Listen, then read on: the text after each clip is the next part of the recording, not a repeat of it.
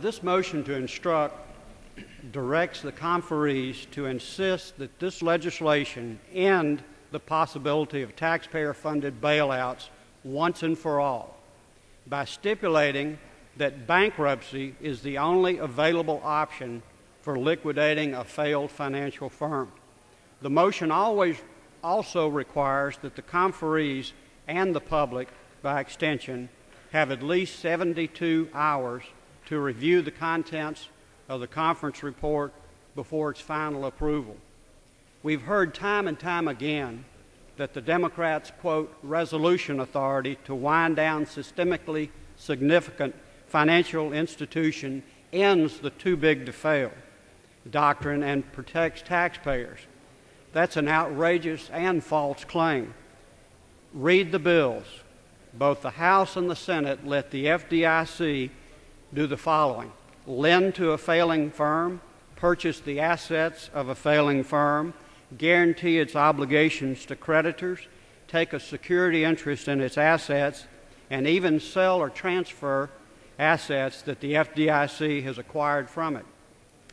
And while the House establishes a $150 billion bailout fund to pay for the resolution of a failed fund with an extra $50 billion line of credit with the Treasury if the original $150 billion is exhausted and cannot fully fund the bailout, the Senate approach is no better.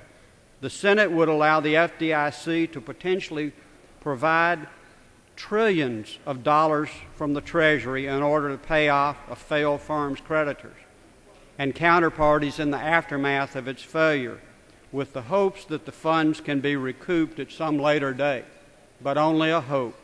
The Senate bill institutionalizes backdoor bailouts that have so infuriated the American people by conferring on the FDIC the exact same tools that were used to rescue the creditors of Bear Stearns, AIG, Fannie Mae, and Freddie Mac with a taxpayer price tag today of over $1 trillion. This would continue the misguided, too-big-to-fail bailouts that allowed U.S. regulators to pay Goldman Sachs and other large European banks 100 cents on the dollar at the expense of hundreds of smaller institutions and companies which were considered too insignificant or small to save or to pay. The Democrats like to call their plan a death panel for large financial firms. But if you read the bill, in reality it is nothing less than the taxpayer-funded life support to pay off the creditors of the failed institutions, but not necessarily all the creditors. They could pay some of the creditors and let others hang out to dry. We saw that with AIG and other bailouts. And don't forget the so-called too-big-to-fail institutions have only grown larger and more dominant through the regulator-directed but taxpayer-funded bailout process, a process this legislation institutionalizes. A better, more equitable approach to dealing with failed non-bank financial institutions. The only way to make sure taxpayers are protected from paying for Wall Street mistakes is bankruptcy, first proposed by House Republicans. Unlike the FDIC, which can funnel unlimited amounts of taxpayer cash to a failing firm's creditor as part of a so-called resolution, a bankruptcy court has neither the authority nor the funds to make creditors whole. Bankruptcy is an open, transparent process administered according to clear rules, settled precedents, and preferences that in this bill could be disregarded.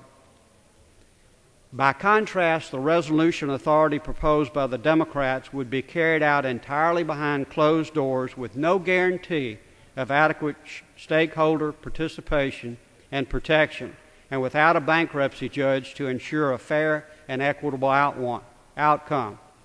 The Democrats have been careful to include in their bill a provision that explicitly states that taxpayers will bear no losses from the government's exercise of resolution authority. But that promise, like the promise we heard in Fannie and Freddie, is an empty one. not worth the paper it is printed on. You remember on this floor we heard the Secretary of Treasury say $300 billion that'll never be used. It was used, and almost another $1 trillion more was guaranteed. The only way to ensure that the pockets of taxpayers will not again be picked by Wall Street and government bureaucrats with the help of this Congress is a coalition which sometimes I refer to as the reckless and the clueless, is to insist that failing firms be resolved through bankruptcy.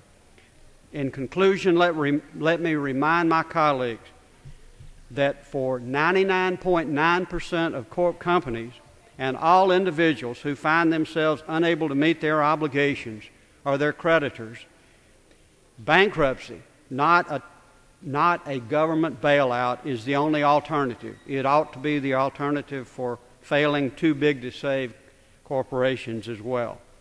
This motion to instruct would eliminate the too big to fail, too small to save double standard in the Democrat bill that has so infuriated the American people and makes bankruptcy the only option for the systemically significant firms, many of which created the crisis our economy and the American people face today. I urge my colleagues to support it and reserve the balance of my time.